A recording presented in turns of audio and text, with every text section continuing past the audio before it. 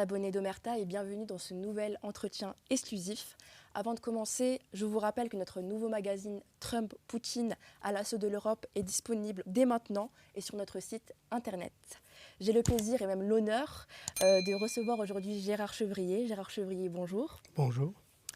Vous êtes industriel français, concepteur de 75 produits industriels. Vous êtes auteur et spécialiste des questions stratégiques et nucléaires. Vous avez publié le livre « La prochaine guerre sera nucléaire » en 2022 et je vous incite à vous le procurer. Maintenant, nous allons rentrer dans le vif du sujet. Comme vous le savez, le conflit en Ukraine est entré dans sa 3e année de guerre. C'est une guerre de haute intensité, comme le monde n'en a pas connu depuis la Seconde Guerre mondiale. La première question sera: le conflit en Ukraine peut-il dégénérer en guerre nucléaire, comme le pense le vice-président américain J.D. Vance? Alors non, je ne pense pas, parce que, comme je l'ai écrit d'ailleurs dans ce livre que j'ai écrit en 2022, tant que les Russes auront l'avantage et pourront avancer au rythme qu'ils ont décidé d'avancer, le conflit restera conventionnel. Ils utilisent depuis le début des armes conventionnelles, qui sont d'ailleurs très performantes maintenant, mais c'est seulement dans le cas où l'OTAN et notamment les États-Unis se seraient impliqués directement en Ukraine. Ils sont bien sûr impliqués, puisque c'est eux qui font la couverture satellite et qui donnent toutes les informations à l'armée ukrainienne en temps réel, ce qui est très important. Ça permet d'organiser toutes les opérations de défense ou même d'attaque. Et donc, c'est actuellement, jusqu'à présent, les Russes ont vraiment bien manœuvré. Il n'y a aucune raison. Je pensais qu'il y avait un petit risque. Il restera encore ce risque lorsqu'ils vont décider de prendre Odessa, puisque je pense qu'ils prendront toute la région qui s'appelle Novorossiya. C'est une région qui est autour de Odessa. Odessa, c'est une place très très importante pour l'Ukraine, mais également pour la Russie, puisque à l'origine, c'est une ville qui a été créée par Catherine II et qui a été d'ailleurs, quand elle a été créée, elle a été dirigée par un Français pendant 12 ans. Il s'appelait Richelieu du Plessis. Et donc, il était gouverneur de cet État. Il a fait venir un architecte français qui a dessiné cette ville. Et ils ont également importé des arbres pour faire des allées avec des arbres de chaque côté. Donc, c'est une ville très agréable avec un port assez important. Il est sûr que là, il y aura un point de fixation. Une période peut-être un peu tendue, mais normalement, la guerre est pratiquement, elle arrive à son terme. Il y a eu des pertes énormes du côté des Ukrainiens. On est sur un rapport pratiquement de 9 pour 1, c'est-à-dire qu'il y a 9 morts ukrainiens pour 1 mort russe. Vous voyez, on nous raconte à la télévision n'importe quoi, mais c'est le ratio. Et surtout, ce qu'il y a, malheureusement, il y a très peu de blessés, beaucoup plus de morts, parce que ce sont des blessures graves, ce ne sont pas des blessures par balle, ce sont des explosions d'obus, des choses où les gens doivent être évacués très rapidement, opérés tout de suite. Et donc ça fait qu'on est habituellement, dans les guerres qu'on a connues avant, on était dans un ratio de 1 à 5, 1 mort pour 5 blessés. Et maintenant, on est dans un ratio de 1 à 2. Oui, c'est très différent. Alors non, je ne pense pas que le conflit en Ukraine risque de nous entraîner dans l'immédiat vers une guerre nucléaire. Par contre, le conflit... Alors vous savez que dans mon livre, j'ai consacré les 3/4 de cet ouvrage à la géostratégie et pour expliquer les 3 situations qui pourraient nous amener vers une guerre nucléaire. Donc la première situation, c'était l'Ukraine. J'avais d'ailleurs prévu la date où l'armée russe rentrerait en Ukraine. J'avais dit que ce serait entre le 22 et le 26 février. Et vous voyez, c'est arrivé le 24. Donc j'étais vraiment... En fait, j'avais pensé en fonction des Jeux olympiques qu'il y avait à cette époque-là en Chine. C'était évident qu'il n'allait pas, au moment de la cérémonie de fermeture des Jeux, il n'allait pas capter tous les médias et donc il attendrait que la cérémonie de clôture soit terminée. Donc j'avais vu juste et ça s'est passé comme je l'avais prévu. En ce qui concerne la deuxième situation, elle est beaucoup plus sérieuse. Dans mon ouvrage, écrit en 2022, j'étais un des rares à écrire que Trump serait réélu en 2024. Et j'ai expliqué pourquoi il serait réélu. Il sera réélu pour bombarder l'Iran. Voyez, et tout est en train de se mettre en place comme je l'ai écrit en 2022. Donc, actuellement, là, il y a véritablement un risque d'une escalade vers un conflit nucléaire pour deux raisons. D'abord, les Américains sont en train de mettre en place l'attaque contre l'Iran à partir de l'île de Diego Garcia. Ils ont déjà envoyé au départ 6 bombardiers B-2. C'est des bombardiers furtifs, vous savez, qui ont une forme en triangle et qui ont une très grande capacité de bombardement. Et c'est pratiquement les seuls qui sont capables de porter 2 bombes de 16 tonnes chacune. Et donc, c'est ce type de bombe qui sera utilisé pour détruire les tunnels que les Iraniens ont creusés dans la montagne. Donc, on parlera peut-être tout à l'heure de ça, mais actuellement, les Israéliens sont déterminés à détruire le potentiel militaire et économique de l'Iran, qui représente un danger pour l'existence d'Israël. Il y a quelques années, en 2003, ils ont préparé, si vous voulez, la destruction de l'Irak qui a été faite par l'armée américaine, parce que l'Irak, à cette époque-là, représentait un danger pour l'existence d'Israël. Nous sommes à nouveau dans ce contexte.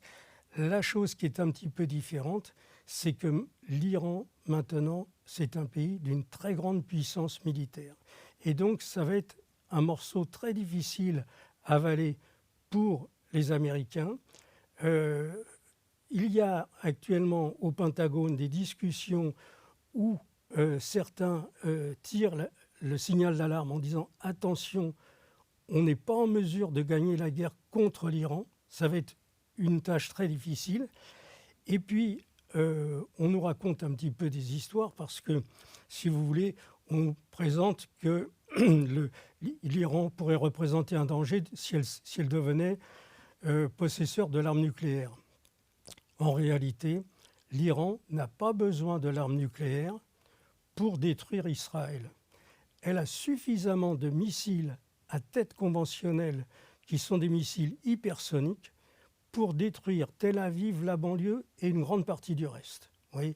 Donc là-dessus, par contre, on nous présente les négociations comme portant sur l'arrêt de l'enrichissement d'uranium, du démontage donc, de toutes ces centrifugeuses qui sont au départ qui étaient enterrées à 40 mètres de profondeur, mais qui sont maintenant pour la plupart installées dans les tunnels dans la montagne que les Iraniens ont creusés. Alors c'est quelque chose d'inimaginable. Moi, vous savez, j'ai créé, quand j'ai publié ce livre, nous avons écrit à 30 000 maires de France, vous voyez, un courrier personnalisé avec le nom de chaque maire, etc., pour les informer de ce qu'il faut faire pour protéger la population civile.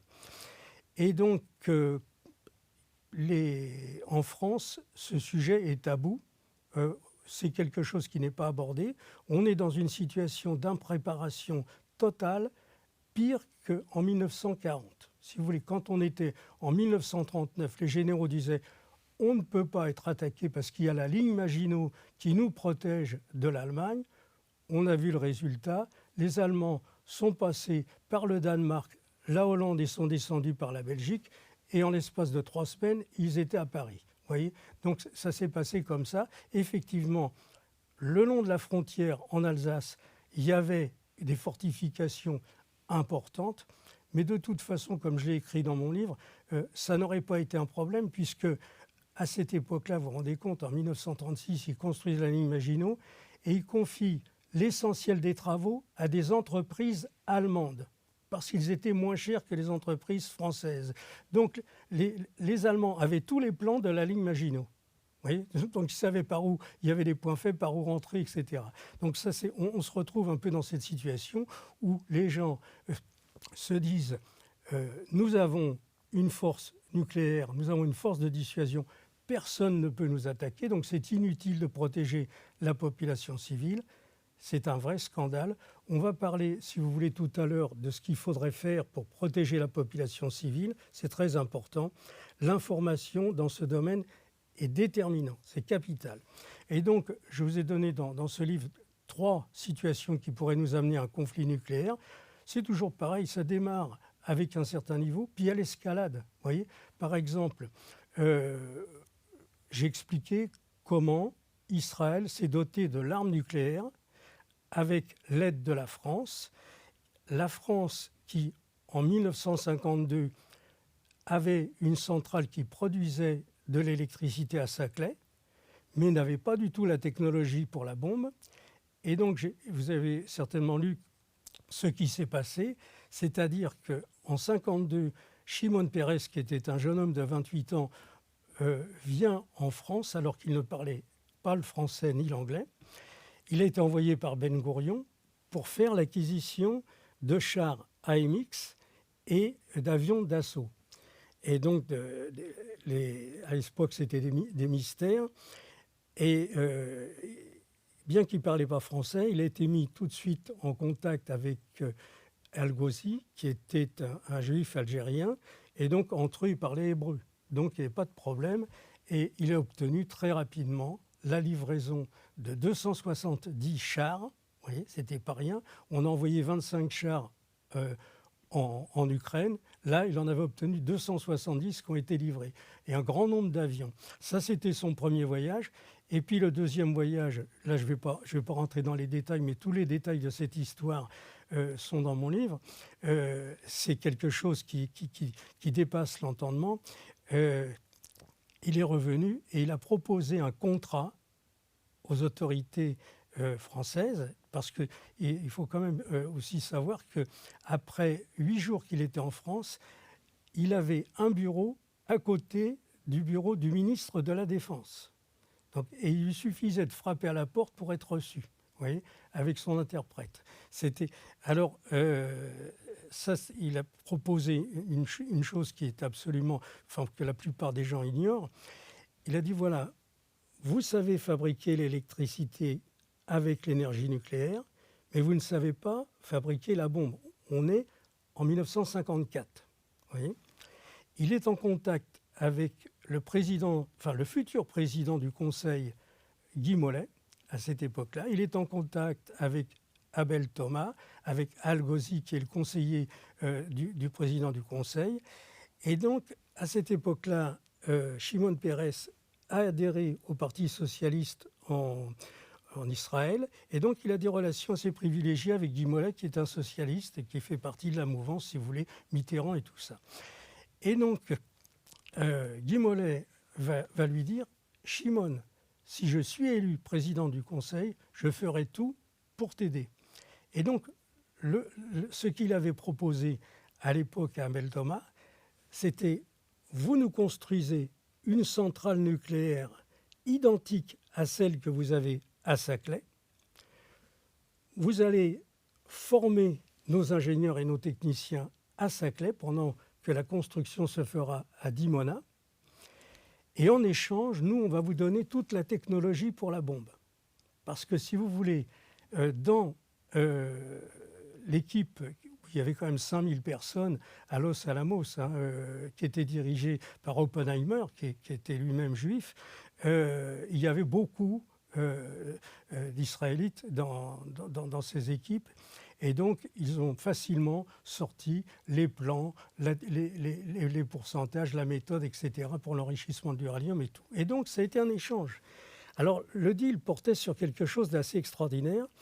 La France allait envoyer 1500 ingénieurs et techniciens en Israël, vous voyez, dans le désert du Negev, exactement sur une petite commune qui s'appelle Dimona. Et puis, ce qui était au départ dissimulé, c'est que sous la centrale, on allait construire 6 étages dans lesquels on enrichissait l'uranium de 6% à 92%. Voilà. Alors, ce n'était pas fini. C'est-à-dire que la France devait construire ça, ce qu'elle a fait. Ils ont envoyé, je vous dis, 1500 ingénieurs et techniciens. Et puis, la France devait fournir l'uranium.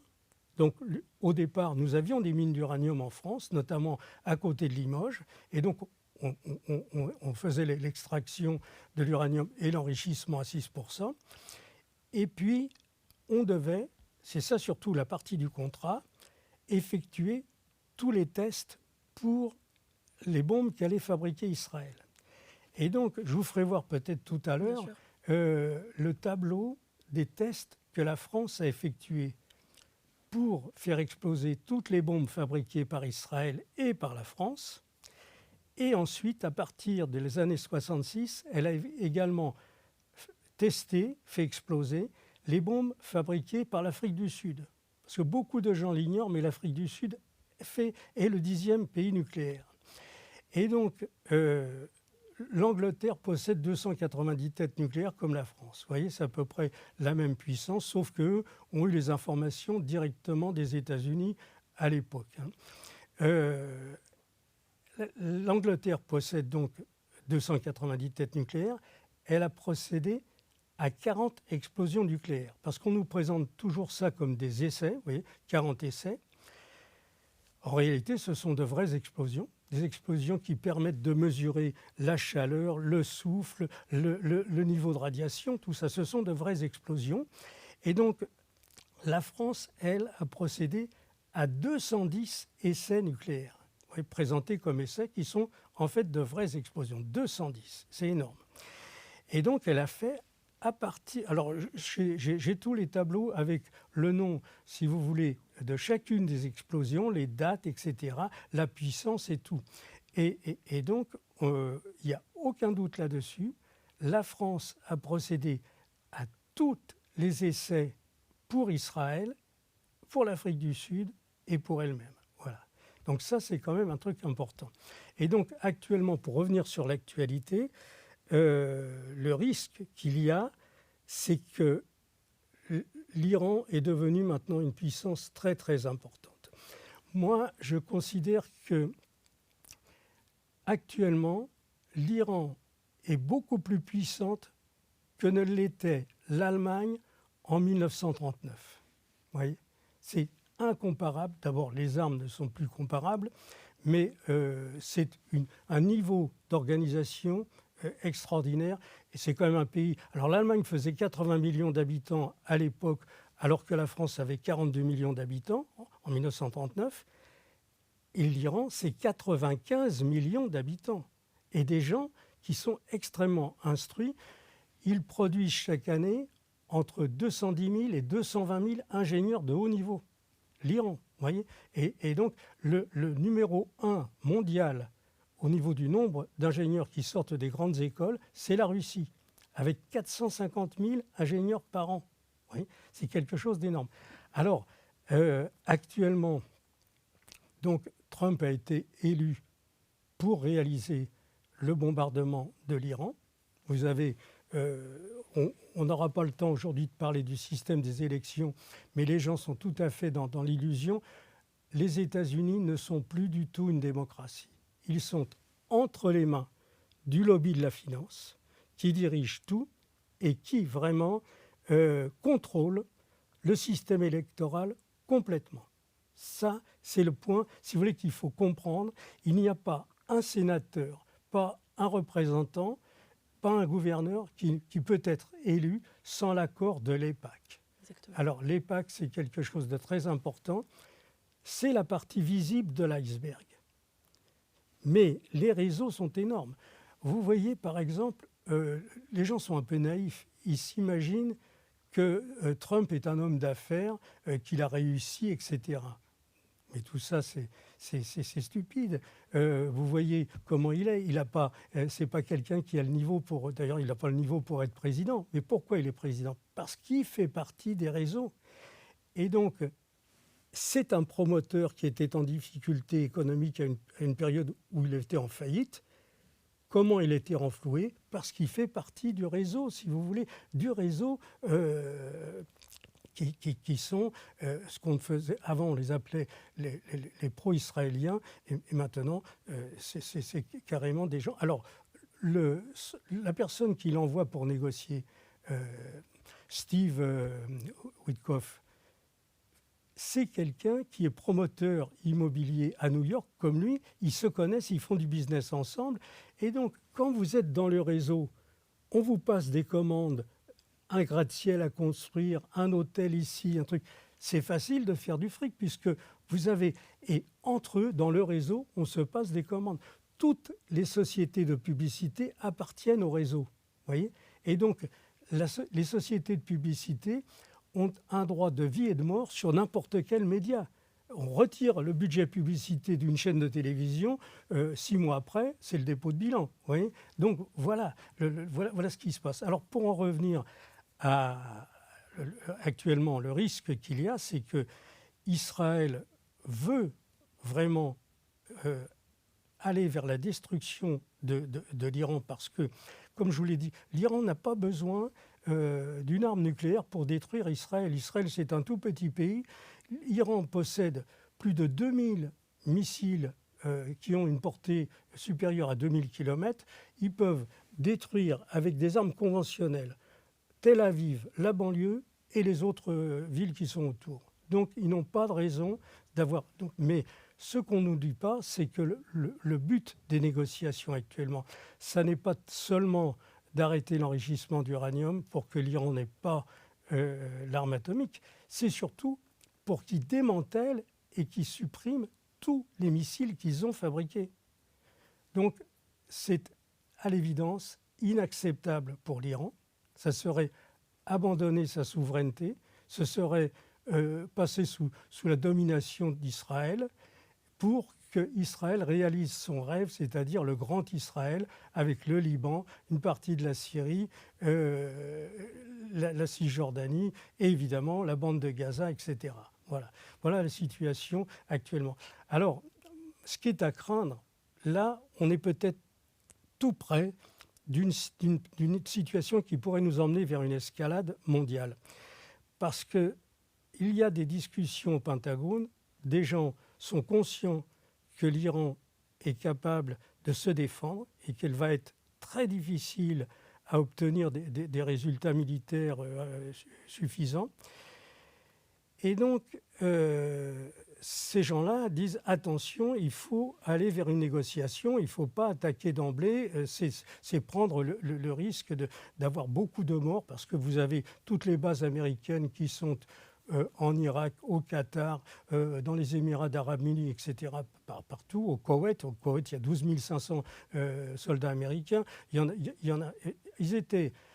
en 2020, ils étaient 30 000 dans les différentes bases. Et aujourd'hui, on estime qu'ils sont pratiquement à 90 000. Oui. Donc, c'est énorme. Ils sont prêts. L'organisation du bombardement de l'Iran va se faire à partir de Diego Garça, qui est à 4000 km du sud de l'Iran, avec des avions, je vous ai dit, des B-2, qui sont des avions difficilement détectables, même par les satellites.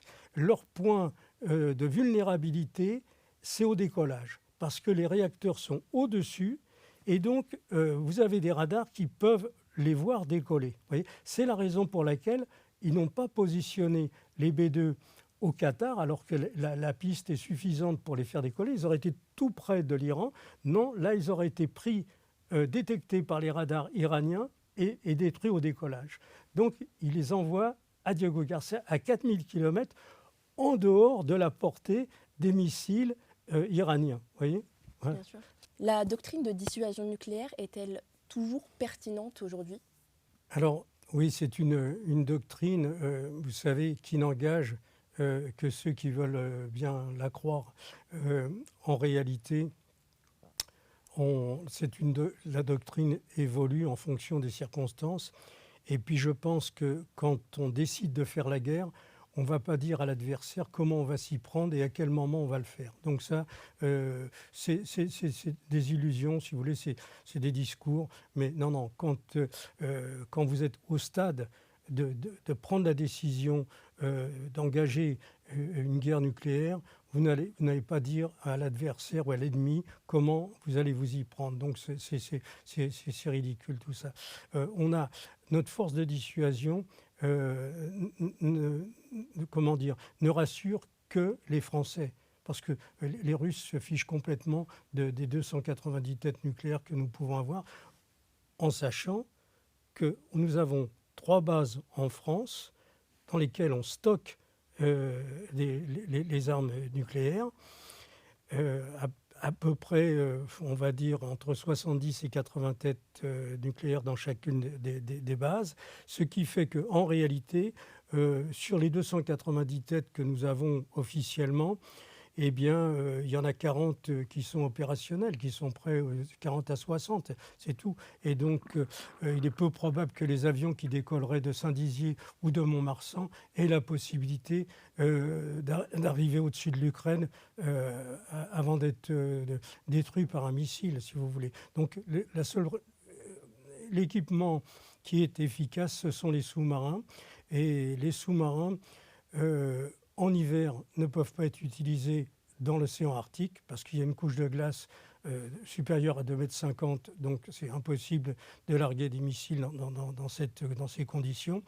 Et donc, les sous-marins sont efficaces quand ils sont à 25-30 km des côtes, parce que là, on n'a pas le temps d'organiser la défense, mais quand ils sont à 1000 km ou 2000 km, ils sont détectés au départ par les satellites, repris ensuite par les radars, et donc ils seront détruits en vol. Là, il n'y a pas de souci. Bien sûr, on a vu un rapprochement, d'ailleurs, à côté de ça, on a vu un rapprochement entre Poutine et Trump au sujet du conflit ukrainien, au détriment des Européens. N'est-ce pas une garantie de règlement du conflit ?